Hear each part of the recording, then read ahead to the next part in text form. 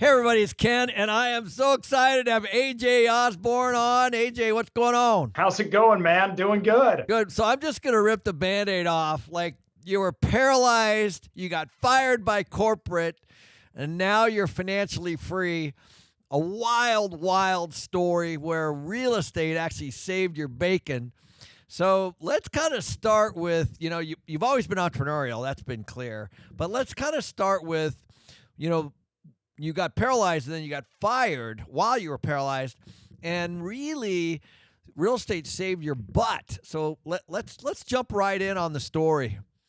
Yeah, no, happy to. I was in insurance sales.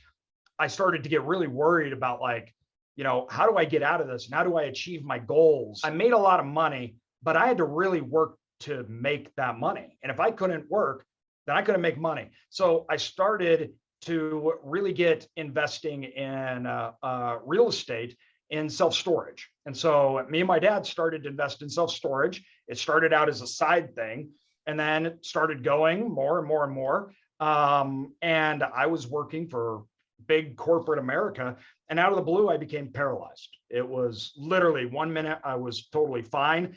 I had pain in my legs, and my wife had put the kids to bed, went to get me, and my legs didn't work. I was in the bathtub, my legs wouldn't work. They took me to the hospital. Within a couple of days, I was put into a coma, then put onto life support, and I was paralyzed from head to toe. So I was on oxygen, feeding tubes, the works. I couldn't do anything. I couldn't communicate. After being in the hospital for months on life support, I started to gain some functionality back within my lungs. They took me off life support, but there in the hospital, I was there. My boss flew down and informed me I would no longer be having a job. Obviously, for a lot of reasons, life changing, but it was a really big perspective change. And I didn't have to worry about losing my house. I didn't have to worry about, what's my wife going to do? We just had our fourth child. So he was 3 months, and my wife was taking care of kids and a paralyzed husband. So what was going to happen? And it was all because of real estate and that passive income coming in, that it saved my financial life. So I always say the doctors and the nurses, they've saved my life, but real estate, it saved my financial life. I gotta tell you, man, it's quite a story. I can't imagine. Take me back real quick. You're in the hospital. You're completely paralyzed. You got all your wits about you. You have 4 kids, a wife. You had to go through some deep, dark moments. But one of the things that must have been nice is the knowing that at least you had done pretty well on the investments that you had done up to that point. Is that right? Take us there. It's really hard to describe what that meant, because it was your whole life is obviously shattered. There's no outcomes, as in they don't know what's going to happen. So there's no answers. Will I ever walk again? Will I ever, there's no answers to that. The doctors don't have any answers. So first of all, you're just shredded down to nothing, hooked to tubes, lying paralyzed in a bed. And then this idea that I'm not alone. I've got my family. I've got 4 kids. We got to take care of them. What's going to happen? What's the future going to be like? First and foremost, what am I going to be as a dad? Am I going to be hooked to these tubes forever? Is this now going to be me? And I can't even be a dad, right? And then as a provider, as someone that I'm my family depends on me to provide, what does that look like? Right. And so having the fact that we had enough income that was passive to survive, to live, I took a big pay cut. It was it made me feel more whole. I was still doing my job. So it's a multi-layered thing that was going on. It was I'm worried about, obviously, me, my health, what I'm losing, what's going on. I'm worried to death about my wife when my children first walked in. It's really hard to even conceptualize how important that investing in passive income was to me and my family. Yeah. Well, thank you for sharing that. This is the part I love, because now you started this YouTube channel, you're writing books, you've got the Investor's Guide to Growing Wealth in Self-Storage book, hundreds of millions of dollars of self-storage facilities now. You teach it. What's in store for you in the future? Yeah. So the gratitude piece really came in. And I decided I'm going to do two things. I'm going to teach people how to do it themselves, right? Or I'm going to allow other people to do it with me. So I give all the information out for free that anybody could use and anybody could take to do it. And through podcast, YouTube, anything I could find, wrote a book to say, you can go out and do this place. If you don't want to go through all the work to do it, fine, just you can invest with us to accomplish the same thing. And my goal was that it was to allow other people to accomplish the same thing that happened to me, to get that same freedom. So I started immediately on the education, which turned into the podcasting, the book, which honestly, I didn't think a lot of people would care about. I don't know why. I just thought I'm doing this to give it out and everything, and it exploded. And we started to buy up and use our same strategy in real estate investing, which is really a value add strategy.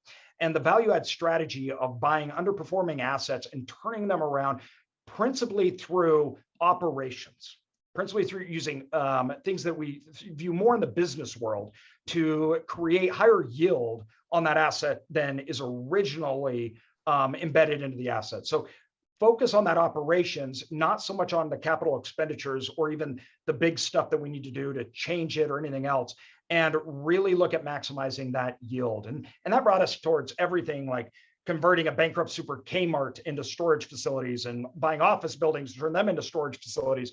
But it was always a play on, I want to get my money back in 3 years so I can reinvest it, but I don't want to sell the asset. I want to keep wealth and income moving forward. So we underwrote assets and looked purely on a revenue basis. I don't know what the cap rate is on one asset I've ever bought. I looked at the revenue, understood how much revenue potential existed through all sorts of things, mainly being I view storage as a business. Its products are units as well as other products that we can do. And in a given market, we have product market fit. We're trying to allocate the correct products with the right customers that are willing to pay the highest amounts. And we're trying to do that in the most efficient way through the use of technology. So we invested in technology and we built a fully integrated real estate company, so we could achieve that high yield. And we'll buy them, we'll improve them through operations and lots of other things. We'll take all our money out within 3 years plus a profit, and then we'll hold on to it for the long term. And we move that into like non-recourse loans. So we reduce risk as far as total liability, but also the risk of capital loss.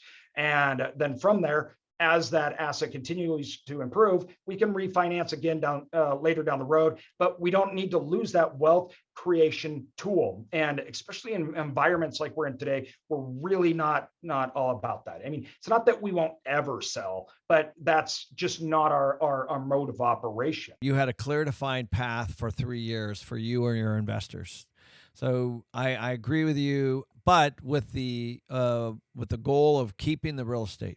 But essentially, you're taking other people's money or your money, and then you're pulling it back out tax-free. The second piece that I love is you focus on ops. Now, most real estate investors can't do this. They don't understand it. They raise money, they buy stuff, they move on, they flip, whatever. When you can manage better, more efficiently, you make your owners more money, period. You make your investors more money, you make your partnership more money. And so can you dig into some of those without giving away all your secret sauce, but just some really cool stuff? Being able to identify value is the first and foremost thing that most people we think get wrong. So we are, due to the fact that we are a fully integrated real estate company and we see all aspects of management operations, that shows us exactly how, if we implement a certain strategy, the asset works within a given scenarios. You can have all the plans in the world, but if the market doesn't like your plans, it really doesn't matter. So we had to make sure that that market will support and those revenue drivers are there. From there, the biggest thing that we do different is individuals are individuals, individual units, individual customers, meaning we do things like dynamic pricing. So we don't set prices like all 10 by 10s or 2 bedrooms, right? 1 bathroom are a certain price. They're all different prices, and it's changing based upon market demand and internal asset availability and demand. Every person that comes in is on their own rate increase in schedule. So we may have 100 units that are the same size. They're all getting different rates, and we're getting rate increases all the time running through there. And at the moment we have an opportunity at an existing rate and the market is shift up even higher, we accelerate that process to try to match that. It's a moving revenue system, much like airlines and hotels do. We do the same thing. And I think so after it's embedded, that's probably one of our main things we do. So, I've dabbled in this business a bit over the years, and we had a lot of times people would use the storage as a place to drop off their shipments for their products, and then they would actually use the conference room there as almost their office, and just go back and forth to their storage unit. Are you seeing kind of a change in storage completely? And it appears to me that people are going to now start using storage long term as a permanent extension. I could not agree more. The storage has changed a lot in the last 10 years, and consumers have demanded a lot of different utilization of storage that just didn't exist. Servicing and long-term extensions of their home, as we like to think of it, it's like another garage. That is becoming more common. So we're seeing the length of stay longer, and new product types that have been hitting markets, like climate control, things like that, that people have access to, have changed what they expect out of a storage, what they expect services to be like. And we've been trying to adapt as quick as possible to the change in consumers, how they perceive this asset, how they use this asset, and what they want out of it. And this has been an ongoing change, because at the heart of self-storage, a lot of people thought self-storage was because we were all hoarders. And it wasn't a hoarding problem in America. It was an economic problem. So we have in America rising real estate, rising house prices, right, that have outpaced significantly the rise in income over the last 15 years, right? 20 years. Businesses are using it. 15 years ago, businesses didn't use storage, right? But now to add office space to hold files, well, why am I going to pay all this money to have, the equivalent of maybe 2 or 3 offices just to hold our office stuff?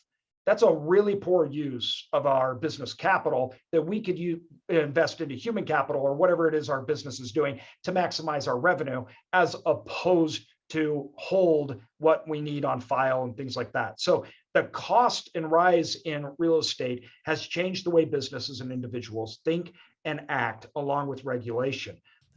You're going to have continued success. AJ, thanks again, man. This has been really fun. Hey, thank you, man. I appreciate it. Yeah. Cheers, buddy. Good chatting with you.